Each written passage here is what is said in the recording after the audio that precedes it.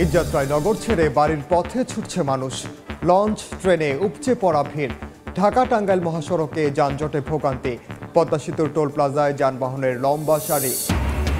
ক্রেতা বিক্রেতার হাক ডাকে সরগরম কোরবানির পশুর হাট। আজ থেকে পুরোদমে বেচাকেনা শুরুর আশা। এবার চামড়া সংগ্রহ নিয়ে সংশয়ে কুষ্টিয়ার ব্যবসায়ীরা। উদ্যোক্তা তৈরিতে প্রথমবার বাজেটে 100 কোটি টাকা বরাদ্দ। আছে 1000 কোটি টাকা ঋণ বিতরণের পরিকল্পনাও। সময় উপযোগী বলছেন ব্যবসায়ী নেতারা। ঈদের লম্বা ছুটিতে লাখো পর্যটক বরণে প্রস্তুত কক্সবাজার। খালি নেই হোটেল মোটেলের বেশিরভাগ কক্ষ।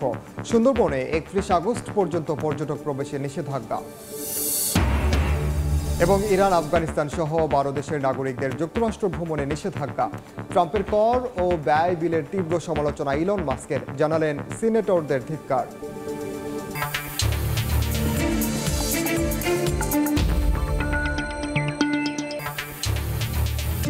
দেখছিলেন শিরোনাম। আমন্ত্রণ দেশ ও দেশের বাইরের অর্থ বাণিজ্যের নানা খবর নিয়ে আমাদের নিয়মিত আয়োজন এ সময়ের বাণিজ্যে। আর আপনাদের সঙ্গে আছে আমি ওমর ইনাম।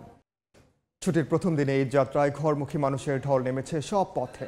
বিস্তারিত জানাতে মুন্সিগঞ্জের মাওয়ায় আছেন সহকর্মী নাসির উদ্দিন উজ্জ্বল। সিরাজগঞ্জে যমুনা সেতুর পশ্চিম সংযোগ মহাসড়কের কাড্ডার মোড়ে রিঙ্কুকুণ্ড, কমলাপুর রেল স্টেশনে শফিকুজ্জামান রুবেল এবং চাঁদপুরে আছেন সহকর্মী ফারুক আহমদ। সরাসরি শুরুতে যাচ্ছে উজ্জ্বলের কাছে। ঈদ যাত্রায় দক্ষিণাঞ্চলের প্রবেশদ্বার হিসাবে পরিচিত এই মাওয়া পয়েন্টে কিন্তু উপচে পড়া ভিড়। এই টোল প্লাজা ঘিরে আপনারা লক্ষ্য করছেন গাড়ির লম্বা লাইন পড়ে গেছে এবং সেটি কিন্তু ভোর থেকেই প্রচুর চাপ লক্ষ্য করা যাচ্ছে। এবং এই সেতু কর্তৃপক্ষ যেটি বলছে যে প্রথম এই ছুটির দিনে চাপটি অনেক বেশি, তবে লম্বা ছুটির কারণে কিন্তু তাদের পরিস্থিতি নিয়ন্ত্রণ করা সহজ হচ্ছে। যেটি বলছিলেন যে এই বুধবার আগের দিন যে 24 ঘন্টা, এই 24 ঘন্টায় কিন্তু 37,000-এরও বেশি যান এই পদ্মা সেতু দিয়ে পারাপার হয়েছে এবং সেখান থেকে কিন্তু 4,09,00,000 এরও বেশি টাকার টোল আদায় হয়েছে। এবং এই পদ্মা সেতু কিন্তু 3 বছর পূর্তি ছুঁই করছে। এই চলতি মাসের 25 তারিখে কিন্তু 3 বছর পূর্তি হবে এবং এখনো পর্যন্ত এই পদ্মা সেতু থেকে কিন্তু 2,447 কোটি টাকারও বেশি টোল আদায় হয়েছে। এবং এইটি কিন্তু বলছেন সেতু কর্তৃপক্ষ যে তাদের এরকম স্থাপনা বিরল যে এত বেশি আয় হয়েছে এবং তারা নির্ধারিত সময়ের আগেই কিন্তু এই সেতু যে প্রায় 32,000 কোটি টাকা ব্যয় নির্মাণ হয়েছিল সেই টাকা তুলে আনতে পারবেন বলছেন।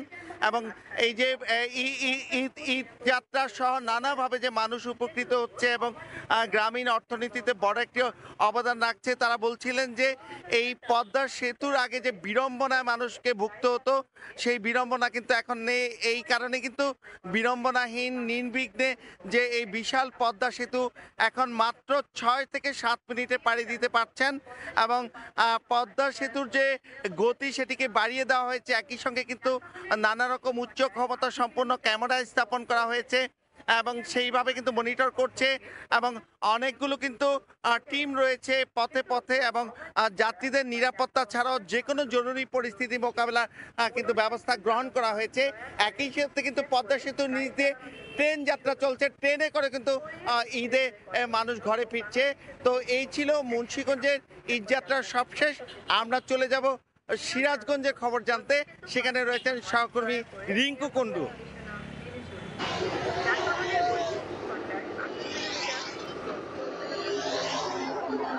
আজ ভোর থেকে আমরা যেটি দেখছি যে ঈদে ঘরমুখ মানুষের চাপ, অর্থাৎ যমুনা সেতুর যে পশ্চিম সংযোগ মহাসড়কটি রয়েছে সেই মহাসড়কে কিন্তু ভোর থেকে ঢাকা থেকে উত্তরবঙ্গগামী যানবাহনের চাপ কিন্তু আসলে বাড়ছে এবং বেলার বাড়ার সাথে সাথে সেই চাপটি কিন্তু আমরা আসলে লক্ষ্য করছি। তবে এই মুহূর্তে কথা যদি বলি যে লেনটি রয়েছে, অর্থাৎ উত্তরবঙ্গগামী যে লেনটি রয়েছে সেই লেনে কিন্তু এই কিছুক্ষণ হলো যে যান চলাচল স্বাভাবিক রয়েছে। অর্থাৎ আমরা ভোর থেকে দেখছি থেমে থেমে অনেকটা যানবাহন চলছে। ছিল এবং যানবাহনের দীর্ঘ সারি কিন্তু ছিল। কারণ পুলিশের পক্ষ থেকে যদি বলা হচ্ছে যমুনা সেতুর পূর্ব পার অর্থাৎ টাঙ্গাইল অংশে কিন্তু যানবাহনের অনেক চাপ রয়েছে, সেখানে কিছুটা যানজটের সৃষ্টি হয়েছে। সেই চাপটি কিন্তু আসলে পশ্চিম পারে এসে পড়লেও এখন কিছুটা আসলে স্বাভাবিক গতিতে আসলে যানবাহনগুলো চলাচল করতে পারছে।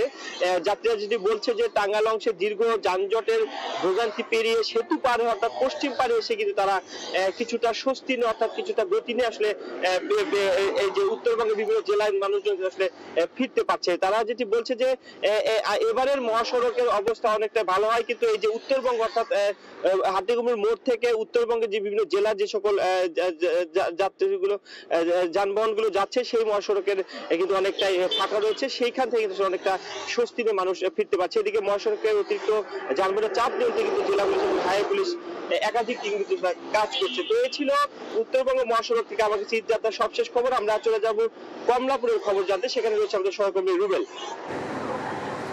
কমলাপুর রেল স্টেশন থেকে পবিত্র ঈদুল আজহার সরকারি ছুটির প্রথম দিনে আমরা দেখতে পাচ্ছি যে খুব নির্বিঘ্নেই ঈদ যাত্রা করছেন ঘরমুখো মানুষ, এবং তুলনামূলক কয়েকদিনের থেকে কিন্তু আজকে সকাল থেকে আমরা দেখছি যে কমলাপুর রেল স্টেশনে উপচে পড়া ভিড় প্রতিটি ট্রেনেই কিন্তু কানায় কানায় পরিপূর্ণ হয়ে ছেড়ে যাচ্ছে। আমরা সকাল থেকে যেটা জানাচ্ছিলাম যে প্রতিটি ট্রেনের প্রতিটি বগির যে আসন সংখ্যা, সে আসন সংখ্যা ভরে ভেতরে কিন্তু লোকজন দাঁড়িয়েও আছেন, এবং কয়েকটি ট্রেনে আমরা সকাল থেকে দেখেছি যে এর পাশাপাশি ভেতরের পাশাপাশি ট্রেনের ছাদেও অবস্থান নিয়েছেন। এবং এখন পর্যন্ত আমরা যতদূর জানি যে রেলওয়ে কর্তৃপক্ষের তথ্য মতে যে প্রায় 22 থেকে 23টি ট্রেন রাজধানীর কমলাপুর রেল স্টেশন থেকে দেশের বিভিন্ন প্রান্তে ছেড়ে গিয়েছে, এবং প্রতিটি ট্রেনেই এখন পর্যন্ত শিডিউল অনুযায়ী ছেড়ে গিয়েছে। 10 থেকে 15 মিনিট এদিক সেদিক হলেও সেটা আসলে বড় কোনো শিডিউল বিপর্যয় এখন পর্যন্ত ঘটেনি। এবং যাত্রীদের সাথে কথা বলে যেটা একদম জানতে পারলাম যে গেল কয়েক বছরের তুলনায় এবার তারা কিছুটা স্বস্তিতে যাত্রা করছেন, নির্দিষ্ট সময় ট্রেন ছাড়ছে,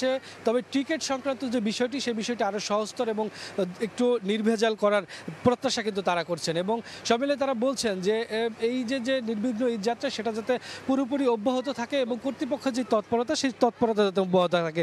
আপনাদের একটু জানিয়ে রাখি যে এবার ঈদ যাত্রা উপলক্ষে যাত্রী ভোগান্তি এবং হয়রানি রোধে ট্রেনের ছাদে ওঠা যেরকম নিষিদ্ধ করা হয়েছে, সেই সাথে যাতে অতিরিক্ত যাত্রী চাপ নিয়ন্ত্রণ করা সম্ভব হয় সেজন্য কিন্তু বেশ কিছু কোচ সংযুক্ত করা হয়েছে, এবং সেই সাথে স্পেশাল ট্রেনেরও ব্যবস্থা করা হয়েছে। তো এখন পর্যন্ত কমলাপুর রেল স্টেশনে সকাল থেকে যেই ট্রেনগুলো ছেড়ে গেছে সেটার কোনোটাই আসলে কোনো ধরনের শিডিউল বিপর্যয় এখন পর্যন্ত ঘটেনি। নির্বিঘ্ন ঈদ যাত্রায় খুশি যাত্রীরা। সব মিলে কমলাপুর রেল স্টেশন থেকে এই ছিল এই মুহূর্তে। আমাদের আরেক সহকর্মী আছেন চাঁদপুরে, ফারুক, তিনি জানাবেন লঞ্চ যাত্রার কী পরিস্থিতি। নারীটা নিয়ে বাড়ি ফিরছেন মানুষজন। আজ ছিল সরকারি ছুটির শেষ দিন, আর সেই শেষ দিনটিতে যেহেতু ছুটি শুরু হয়েছে তার জন্য ঈদের আনন্দ উৎসব ভাগাভাগি করার জন্য স্বজনদের সঙ্গে মানুষজন কর্মস্থল থেকে ফিরছেন। শুধু যারা কর্ম করছেন তারাই নয়, তাদের সঙ্গে কিন্তু পরিবারের সদস্য। এটিতে আমরা প্রথমে দেখলাম যে এটি ফেরার পরপরই কিন্তু টার্মিনালে প্রচন্ড ভিড় ছিল, তারপর সেই ভিড় কিন্তু আস্তে আস্তে কমে গিয়েছে অনেকটা। এখন বলা যেতে পারে যে মানুষজন টার্মিনাল ছেড়ে গ্যাংওয়ে দিয়ে তারা টাঙ্গাইল ফিরছেন এবং তারপর নিজ নিজ বাড়ির উদ্দেশ্যে তারা যাত্রা করবেন। এখানে কর্তৃপক্ষের সঙ্গে কথা বলেছি, মানুষজন টার্মিনাল ছেড়ে গ্যাংওয়ে দিয়ে তারা ডাঙ্গায় ফিরছেন এবং তারপর নিজ ব্যবস্থা নেওয়া হয়েছে, এবং কোস্টগার্ড, নৌ পুলিশ, ফায়ার সার্ভিস তারা নৌপথে যাত্রীদের সেবার জন্য এবার বরাবরের অন্যবারের মধ্যে এবারও তৎপর রয়েছে। আরেকটি বিষয় লক্ষণীয় যে চাঁদপুর লঞ্চ টার্মিনালের যে পরিবেশটি আসলে যে বলা যেতে পারে যে চাঁদপুর লঞ্চ টার্মিনালটি আপাতত অস্থায়ী টার্মিনাল, যে কারণে এখানে যে যাত্রীদের উঠে নামা সেটি কিছুটা হলো সমস্যা হলো যাত্রীকে তো চাঁদপুরে ফিরতে পারছেন। কারণ একটা বিষয় বলে রাখি যে রাজধানীর সদরঘাট থেকে চাঁদপুরের উদ্দেশ্যে যে যাত্রীবাহী লঞ্চগুলো ভিড়ে সেটি কিন্তু গন্তব্য যে দূরত্ব সেটি 3 থেকে 3.5 ঘন্টা। এর মধ্যে চাঁদপুরে এবারে ঈদ উপলক্ষে চাঁদপুর, ঢাকা, চাঁদপুর, নারায়ণগঞ্জ সহ আরো 15টি নৌকা, সেটি কিন্তু গন্তব্য যে দূরত্ব সেটি 3 থেকে 3.5 ঘন্টা। এর মধ্যে চাঁদপুরে এবারের ঈদ উপলক্ষে চাঁদপুর, ঢাকা, চাঁদপুর, নারায়ণগঞ্জ সহ আরো 15টি নৌপথে অন্তত 50টি যাত্রীবাহী লঞ্চ প্রস্তুত রাখা হয়েছে। এর মধ্যে মধ্যে বিশেষ লঞ্চ 15টি এবং যেই স্বাভাবিক অন্য সময় যে যাত্রীবাহী লঞ্চগুলো চলাচল করে এমন লঞ্চের সংখ্যা প্রায় 35টি। সব মিলিয়ে 50টি যাত্রীবাহী লঞ্চ ঢাকা, চাঁদপুর, ঢাকা, নারায়ণগঞ্জ এবং দক্ষিণাঞ্চলের যে অন্যান্য গন্তব্য পথগুলো আছে সেখানে যাতায়াত করছে। আরেকটি বিষয় লক্ষণীয় যে যাত্রীরা অনেকটা স্বস্তির কথা বলেছেন। তারা বলেছেন যে চাঁদপুরে ঢাকার যে যাত্রীবাহী লঞ্চগুলো আছে এবার কিন্তু অনেকটা তারা খুব আরামদায়ক পরিবেশে তারা গন্তব্যে পৌঁছতে পারছে, অর্থাৎ বড় ধরনের ভিড়ের মধ্যে, চাপের মধ্যে তাদের পড়তে হচ্ছে না। তো এই ছিল আমার কাছে চাঁদপুর লঞ্চ টার্মিনাল থেকে ঈদে ঘরে ফেরা মানুষদের নিয়ে সব শেষ। এই যাত্রায় ঘরমুখী মানুষের খবর জানাচ্ছিলেন সহকর্মীরা। এবার কোরবানির পশুর হাটের খবর।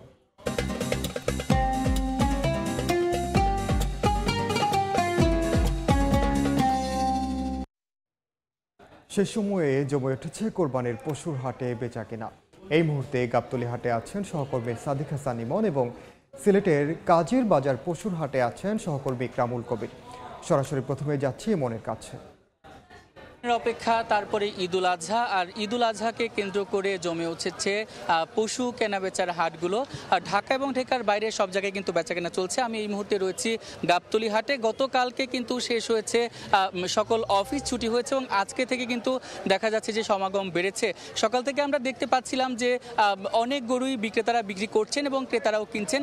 এবার কিন্তু দেখা যাচ্ছে ছোট এবং মাঝারি আকারের গরুর চাহিদা বেশি। যে গরু দেখা যাচ্ছে 2.5 মণ থেকে 3 মণ, সেই গরুর দাম 1 লাখ টাকা। আর যেগুলো দেখা যাচ্ছে যে 1 লাখ থেকে 2 লাখের মধ্যে যেগুলো রয়েছে, অর্থাৎ 4 মণ বা মণ যে গরুগুলোর ওজন, সেই গরুগুলো কিন্তু চাহিদা বেশি।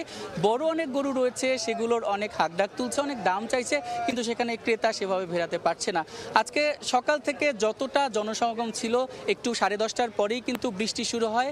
তখন থেকে কিন্তু দেখা যাচ্ছে যে নতুন করে ক্রেতা আসলে আসতে পারছে না। এর প্রভাব কতটা পড়বে এটা আমরা বিক্রেতাদের কাছে জানতে চেয়েছিলাম, ক্রেতাদের কাছেও জানতে চেয়েছিলাম। ক্রেতারা জানিয়েছেন যে যেহেতু যারা গরু কিনবেন, আসলে কুরবানি করবেন, তারা কিন্তু নিশ্চয়ই হাটে আসবেন, যতটা কাটিয়ে হোক। তো আর এখানে দেখা যাচ্ছে বিক্রেতার সংখ্যা অনেক বেশি, তাই তারা বলছেন যে দাম কিছুটা ঝুলে যাওয়ার সম্ভাবনা কিন্তু রয়েছে। আর অপরদিকে বিক্রেতারা যেটা বলছেন, বিক্রেতারা বলছেন যে তারা লসে কোনোভাবে বিক্রি করবেন না, কারণ তাদের যথেষ্ট দাম পেলেই কিন্তু তারা বিক্রি করবেন। তো দেখা যাচ্ছে যে বৃষ্টির যে কেমন প্রভাব পড়বে তার কিন্তু একটা মিশ্র প্রতিক্রিয়া দেখা যাচ্ছে, কিন্তু তারপরেও যেহেতু পশু মানুষ কিনবেই, কোরবানি করবেই, তো সেজন্য দেখা যাচ্ছে খুব বেশি যে প্রভাব পড়বে তেমন না, তবে দামে কিছুটা প্রভাব পড়ার সম্ভাবনা রয়েছে। সবকিছু দেখতে পাচ্ছি যে এখন পর্যন্ত আমরা হাসিল ঘরে গিয়েছিলাম, সেখানেও দেখতে পাচ্ছিলাম যে না, গরু বেচা কেনা কিন্তু বেশ ভালোই হচ্ছে। শুধুমাত্র ঢাকাতেই নয়, ঢাকার বাইরেও কিন্তু জমজমাট গরুর হাট। সেজন্য সিলেট থেকে গরুর হাটের খবর জানাতে আমাদের সঙ্গে যুক্ত হচ্ছেন ইকরামুল। আমি এই মুহূর্তে আছি সিলেট বিভাগের সবচাইতে বড় পশুর হাট এবং স্থায়ী পশুর হাট কাজীর বাজার পশুর হাটে। এই পশুর হাট সহ এবার সিলেট জেলায় 62টি পশুর হাটে বেচাকেনা চলছে এবং সিলেট নগরীতে আরো 12টি পশুর হাটে বেচাকেনা চলছে। সবকিছু মিলে যদি বলি, আর একদিন পরে অর্থাৎ কালকের পরের দিনই ঈদ, কিন্তু সেই পরিমাণ ক্রেতা এখানে এখন পর্যন্ত আমরা সমাগম দেখছি না। বিশেষ করে এই সময়টাতে ক্রেতা একটু কম থাকে। বিকেলবেলা ক্রেতার সংখ্যা বেড়ে যায় বা সন্ধ্যার পরে বেড়ে যায়, সারা রাত বেচা কেনা হয়। আপনারা দেখতে পাচ্ছেন এই যে কিছু বড় বড় গরু দেখা যাচ্ছে, এগুলো কিন্তু সিলেট অঞ্চলেরই বিভিন্ন খামারের। এই যে সামনে যে গরুটি দেখা যাচ্ছে, এটি 6.5 লাখ টাকা বিক্রেতা দাম চেয়েছে এবং প্রায় 3.5-4 লাখ পর্যন্ত দাম উঠেছে। উনি বেশ যত্ন করে ওনার নিজের খামারে এই পশুগুলো লালন পালন করেছে এবং এই হাটে আমরা দেখেছি বেশ বড় বড় বেশ কিছু গরু উঠেছে, যেগুলো সিলেট অঞ্চলের। এই গরুটি এসে কানাইঘাটের একটি হাট থেকে, কোনোটি ছাতক থেকে এসছে, কোনোটি বিভিন্ন দক্ষিণ সুরমা থেকে এসছে। মোটামুটি যে সিলেটে ইদানিং বেশ কিছু খামারিরা তাদের বড় বড় শঙ্কর গরু বা যে স্থানীয় গরুগুলোকে লালন পালন করে এই ঈদুল আজহার জন্য বা কোরবানি ঈদের জন্য তারা যত্ন করে এগুলো লালন পালন করে থাকে এবং এ কারণেই এইগুলো দেখতে শুনতে বেশ সুন্দর এবং ক্রেতাদের বেশ আকৃষ্ট করে থাকে এই গরুগুলো। এখানে আমরা এই মুহূর্তে যদি দেখি, খুব কম 2-1 ক্রেতার উপস্থিতি আমরা দেখতে পাচ্ছি এবং যারা বিক্রেতা আছে তারা মোটামুটি বলা যায় একটু হতাশা ব্যক্ত করছে। কারণ হচ্ছে গিয়ে এখন যদি বিক্রেতা বেশি থাকে, হাকডাক থাকে, তাদের বেচাকেনা একটু ভালো হয়, অথবা দামাদামি করলেও তাদের মধ্যে একটা উৎসাহ থাকে। কিন্তু এখানে আমরা বেশ কিছু বিক্রেতার সাথে কথা বলে দেখেছি, তারা বলছে যে বিক্রেতার সংখ্যা কম, যার কারণে তারা এখনো বুঝতে পারছে না আজকে এবং আগামীকাল এই 2 দিনের মধ্যে তাদের যেই গরুগুলো আছে বা ছাগলগুলো আছে সেগুলো বিক্রি করতে, এবং বিক্রি করেই তাদের যে সারা বছরে যে কাঙ্ক্ষিত লাভ, সেই লাভটা তারা করার জন্যই এই দিনটির অপেক্ষা থাকে, এবং সেই অপেক্ষা আগামীকাল শেষ রাত পর্যন্ত চলবে। মোটামুটি এই ছিল সিলেটের কাজীর বাজার পশুর হাটে যে স্থানীয় বেশ কিছু খামারের গরু উঠেছে তার সবশেষ খবর। রাজধানীর গাবতলী এবং সিলেট থেকে পশুর হাটের খবর জানাচ্ছিলেন সহকর্মীরা। বকেয়া টাকা না পাওয়া ও লবণের দাম বাড়ায় কোরবানির পশুর চামড়া সংগ্রহ নিয়ে সংশয়ে কুষ্টিয়ার ব্যবসায়ীরা বলছেন, এবছর চামড়া সংরক্ষণে বাড়বে খরচ। ন্যায্য মূল্য নিশ্চিতের পাশাপাশি চামড়া পাচার রোধে সোচ্চার থাকার কথা জানিয়েছে জেলা প্রশাসন। বাবুল হোসেনের ছবিতে SM রাশেদের রিপোর্ট। আড়তে আড়তে স্তূপ করে রাখা হয়েছে চামড়া, লবণ দিয়ে তা সংরক্ষণ করছেন শ্রমিকরা। ঈদুল আজহার আগে অস্থিরতা কুষ্টিয়ার চামড়ার বাজারে। আড়তদাররা বলছেন, গত কয়েক বছরে ট্যানারি মালিকদের কাছে পাওনা টাকা না পেয়ে আগামী কুরবানির পশু চামড়া কিনে নিয়ে সংশয়ে তারা। পাশাপাশি লবণের দাম বৃদ্ধিতে সংরক্ষণ খরচও বেশি, এমনকি সরকার নির্ধারিত মূল্যের চামড়া বিক্রি নিয়েও রয়েছে সংশয়। সারা বছর চামড়া দিই, কুরবানির সময় পেমেন্ট দেয় না, এখন পর্যন্ত আমরা পেমেন্ট পাই নাই। আর আমরা যে পুরাতন টাকা পাবো, এই টাকার কোনো কথাই বলে না। যাতে আমরা এবার সুন্দরভাবে চামড়া ক্রয় করে এই টাকা পয়সা যাতে ঠিক মতো পাই, এই সরকারের কাছে আমরা এই আবেদন করতেছি। চামড়ায় যে সমস্যাটা হয়েছে সেটা হচ্ছে ল্যাম্পিং। এই ল্যাম্পিংটা স্বাভাবিক চোখে ধরা পড়া খুব কষ্টকর, পশমের গোড়ায় হয়। এখন দেখা গেল যে ওই ল্যাম্পিংটা দাম হলো হাইস্ট 300 টাকা, কিন্তু ওটা কিনছেও 700, 800 বা 900 টাকা। যাই হোক, ওই দাম মহাজন দিতে পারবে না। সরকার যে রেটটা বেঁধে দিল, ঠিক আছে, খুব ভালো করেছে। আমরা কি সেই দামে বেঁচে আসতে পারবো? আমরা কি টাকা পাবো? এই নিশ্চয়তা আমাদের কে দেবে? বিষয়টির কোনো সমাধান দিতে না পারলেও সীমান্ত দিয়ে চামড়া পাচার রোধে ব্যবস্থা নেওয়ার আশ্বাস জেলা প্রশাসনের। চামড়া ব্যবসায়ীদের সাথেও আমাদের মিটিং হয়েছে, যে চামড়াটি যেন ঠিকভাবে সংরক্ষণ হয়, সবকিছু মিলিয়ে চামড়ার যেন ম্যানেজমেন্টটা সঠিকভাবে হয়, সেই জন্য আমরা অলরেডি মিটিং করেছি এবং এ ব্যাপারে আমরা সোচ্চার আছি। চামড়া ব্যবসায়ী সমিতির তথ্য মতে ঢাকার ট্যানারি মালিকদের কাছে খুচরা চামড়া ব্যবসায়ীদের প্রায় 100 কোটি টাকা বকেয়া আছে। SM রাশেদ, সময় সংবাদ, কুষ্টিয়া। প্রথমবারের মতো বাজেটে উদ্যোক্তা তৈরিতে 100 কোটি টাকা বরাদ্দের প্রস্তাব। আরও আছে 1000 কোটি টাকা ঋণ বিতরণের পরিকল্পনা। এই সিদ্ধান্তকে সময় উপযোগী বলছেন ব্যবসায়ী নেতারা। বেকারত্বের হার কমাতে এসব কর্মসূচি ভূমিকা রাখবে বলে আশা বিশ্লেষকদের। ফরহাদুর রহমানের রিপোর্ট।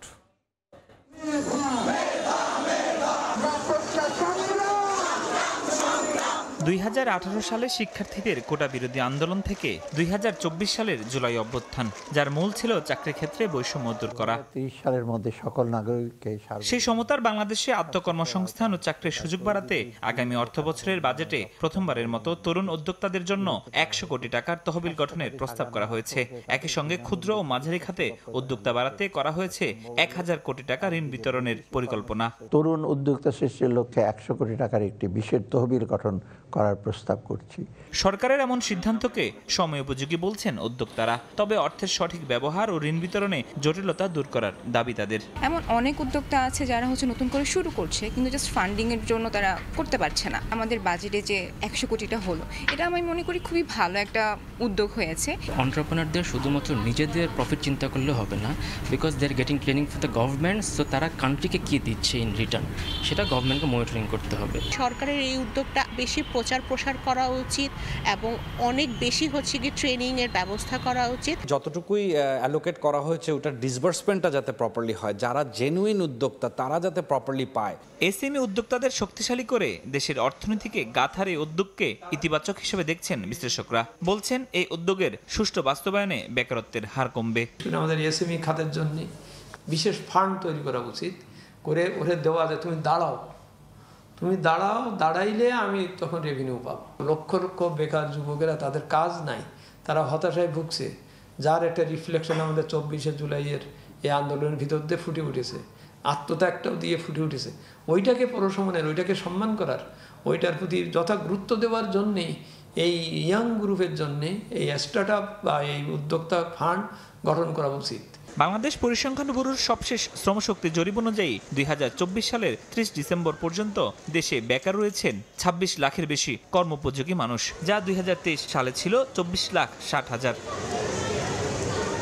ফরহাদুর রহমান, সময় সংবাদ, ঢাকা।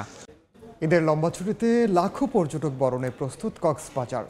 এর মধ্যে বুকিং হয়ে গেছে তারকামানের হোটেলগুলোর বেশিরভাগ কক্ষ।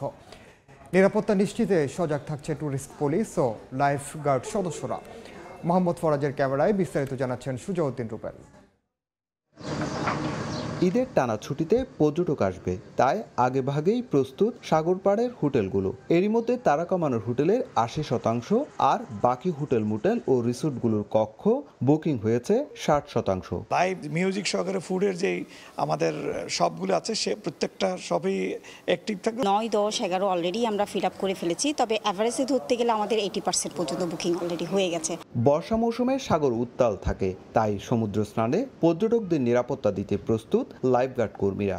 টাওয়ার থেকে আমরা সার্বক্ষণিক নজরে রাখতেছি, আমাদের পেট্রোল টিম থাকবে। আমরা সর্বোপরি প্রস্তুতি নিয়েছি হচ্ছে ঈদের যেই চাপটা থাকবে এটাতে যাতে কোনো পর্যটকরা যাতে এখানে এসে বিপদে না পড়ে। ট্যুরিস্ট পুলিশ বলছে পর্যটকদের নিরাপত্তা ও হয়রানি রোধে সব ধরনের ব্যবস্থা নেওয়া হয়েছে। আমরা 3 স্তরের একটা নিরাপত্তা ব্যবস্থা নিয়েছি। যেসব অঞ্চল আসলে অপরাধপ্রবণ কক্সবাজারে, সেগুলোতে আমরা এবার বিশেষভাবে আমাদের টহল টিম এবং মোবাইল টিম রাখবো।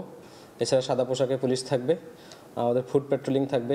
ঈদুল আজহার টানা ছুটিতে কক্সবাজার সমুদ্র সৈকতের পাশাপাশি পর্যটকদের জন্য প্রস্তুত পর্যটন কেন্দ্র হিমছড়ি, ইনানি, পাতুয়ারটেক, মেরিন ড্রাইভ ও রামুর বৌদ্ধবিহারগুলো। সুজাউদ্দিন রুবেল, সময় সংবাদ, কক্সবাজার। সুন্দরবনে চলছে মাছ ধরা ও পর্যটক প্রবেশে নিষেধাজ্ঞা। বেকার হয়ে পড়া সাতক্ষীরার উপকূলের জেলেদের খাদ্য সহায়তার দাবি। মৎস্য বিভাগ বলছে সহায়তার বিষয়ে চলছে কার্যক্রম। মমতাজ আহমেদ বাপের পাঠানো তথ্য ও আমিনুর গাজী সবুজের ছবি নিয়ে রিপোর্ট। মৎস্য প্রজনন মৌসুম কার্যকরে ১ জুন থেকে ৩১ আগস্ট পর্যন্ত ৩ মাস সুন্দরবনে মৎস্য আহরণ ও পর্যটক প্রবেশে নিষেধাজ্ঞা দিয়েছে সরকার। কার্যকর করতে রেঞ্জের সব স্টেশনের কর্মকর্তা ও বনরক্ষীদের নির্দেশনা দেয়া হয়েছে। সমুদ্রগামী জেলেরা সমুদ্রে মাছ ধরার নিষেধাজ্ঞাকালে সরকারের খাদ্য সহায়তা পেলেও সুন্দরবনগামী জেলেদের মেলে না কোনো সাহায্য। বাচ্চাদের একটা ঈদের সময় একটা ভালো জিনিসপত্র দিতে তাও দিতে পারতেনি। এই যে একটা কুরবানি আমরা কোনো গোশও জটবে না, কোনো সীমায়ও জটবে না। মৎস্য বিভাগ জানায় বন ও মৎস্য মন্ত্রণালয় যৌথভাবে এ বিষয়ে ব্যবস্থা নেবে। আলাদাভাবে তাদেরকে যে 3 মাস চলার জন্য তাদের যে খরচটা আমি মনে করি দেওয়া উচিত। বন মন্ত্রণালয়ের সাথে মৎস্য মন্ত্রণালয়ের একটা আলোচনার পর্যায়ে এটা রয়েছে এবং এটা ফাইনালাইজ হয়নি এখনো পর্যন্ত, যে কারণে সেই জেলেদেরকে আমরা দিতে পারছি না এবং বিভাগ থেকেও হয়তো এখনো দেওয়ার মতো অবস্থা তৈরি হয়নি। মৎস্য বিভাগের তথ্য মতে সাতক্ষীরায় সুন্দরবনগামী নিবন্ধিত জেলের সংখ্যা ৪৯,০০০, তবে অনিবন্ধিত জেলে সহ এই সংখ্যা ১ লাখ ছাড়িয়ে যাবে জানান স্থানীয় জেলেরা। সময় সংবাদ, সাতক্ষীরা।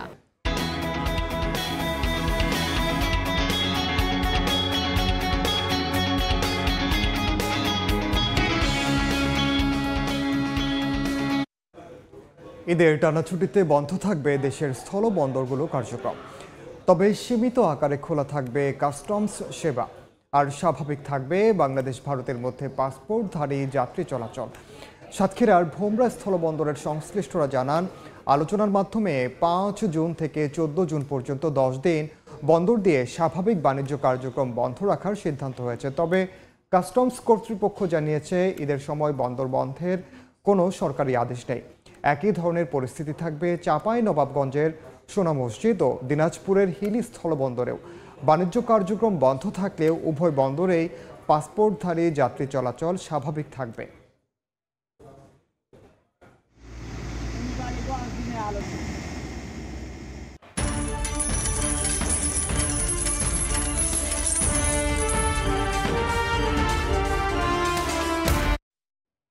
ছুটি শুরুর আগের শেষ কর্মদিবসে টাকার বিপরীতে বেড়েছে মার্কিন ডলারের বিনিময় হার। সর্বোচ্চ দাম ছিল ১২৩ টাকা। এ সপ্তাহে বেশিরভাগ প্রধান মুদ্রার দরেই বেড়েছে। ঈদের ছুটি শুরুর আগে শেষ কর্মদিবসে দেশের মুদ্রা বাজারে টাকার বিপরীতে বেড়েছে মার্কিন ডলারের দাম। বুধবার ডলারের সর্বোচ্চ দর উঠে ১২৩ টাকা আর সর্বনিম্ন ১২২ টাকা ৯৫ পয়সা। এ সপ্তাহে বেশিরভাগ প্রধান মুদ্রার দর বেড়েছে। বাংলাদেশ ব্যাংকের তথ্য বলছে শেষ কর্মদিবসে ইউরোর বিনিময় হার ছিল 139 টাকা 79 পয়সা, ব্রিটিশ পাউন্ড 166 টাকা 16 পয়সা, অস্ট্রেলীয় ডলার 79 টাকা 43 পয়সা এবং জাপানি ইয়েন 85 পয়সা।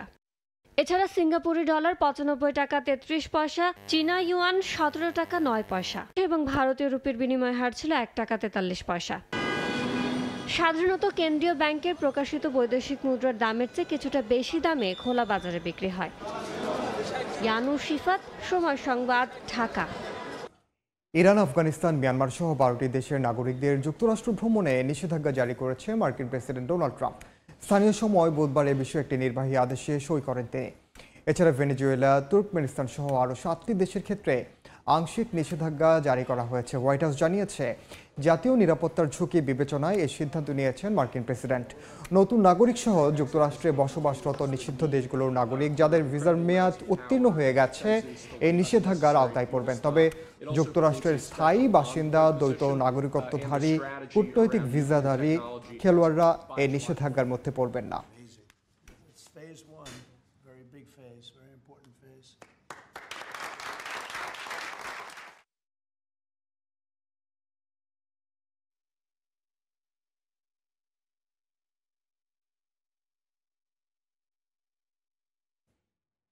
এ পর্যায়ে শীর্ষ সংবাদগুলো জানিয়ে দিচ্ছি আরেকবার।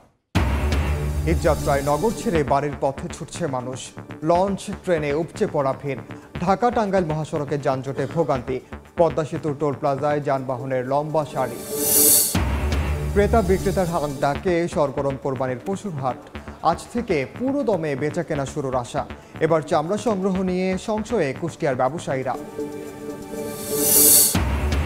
এবং উদ্যোক্তা তৈরিতে প্রথমবার বাজেটে 100 কোটি টাকা বরাদ্দ আছে। 1000 কোটি টাকা ঋণ বিতরণের পরিকল্পনাও সময় উপযোগী বলছেন ব্যবসায়ী নেতারা।